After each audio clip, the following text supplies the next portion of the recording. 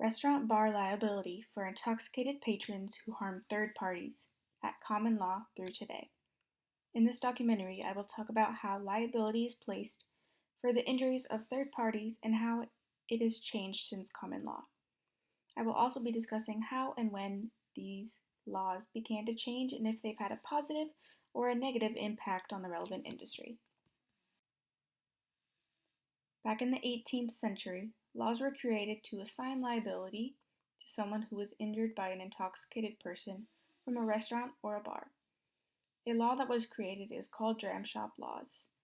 These laws hold a business liable for serving or selling alcohol to minors or intoxicated people who later cause death, injury, or property damage to another person.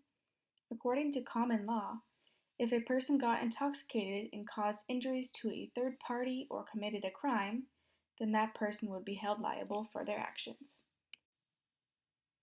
For example, in 1910, drinking and driving became illegal.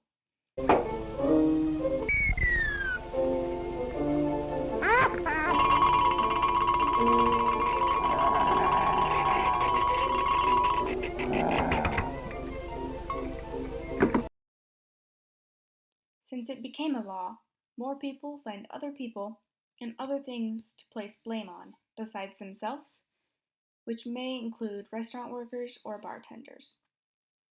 They may make the case that the servers gave them too much to drink and that they are the ones who should prevent them from becoming too intoxicated because they are sober and have the capacity to make these decisions, and therefore the intoxicated person should not be held liable.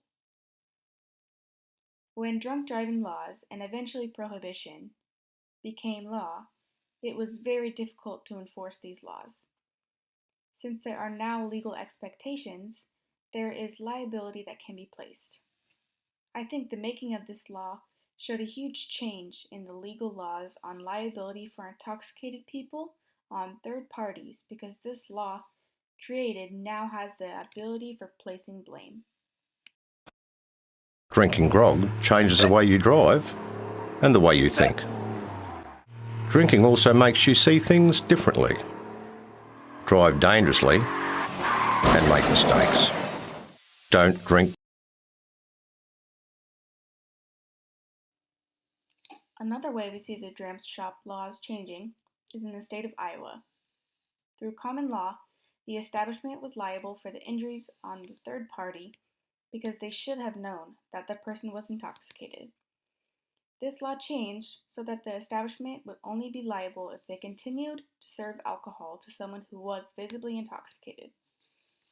This change of law no longer required for the jury to examine if the establishment should have known and allows them to decide whether or not the staff acted negligently by giving the customer alcohol while they were visibly intoxicated. These create a more reasonable standard for bartenders while forcing them to be more accountable and attentive. The addition of surveillance will also help jury to see for themselves if the establishment was negligent.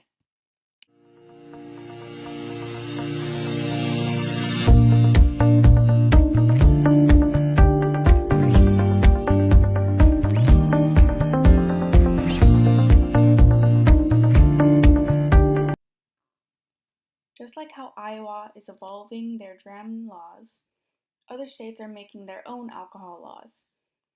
These laws include fines, penalties, and where and whom to place liability.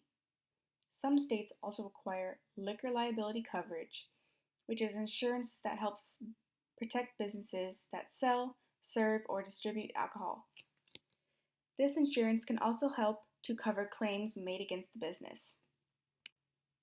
Overall, I think that the change of these laws has had an initially positive impact on the exposure to liability in the relevant industry.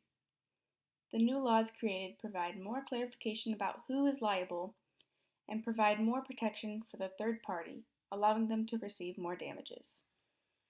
These laws will continue to evolve and will hopefully continue to hold the correct people liable for their actions.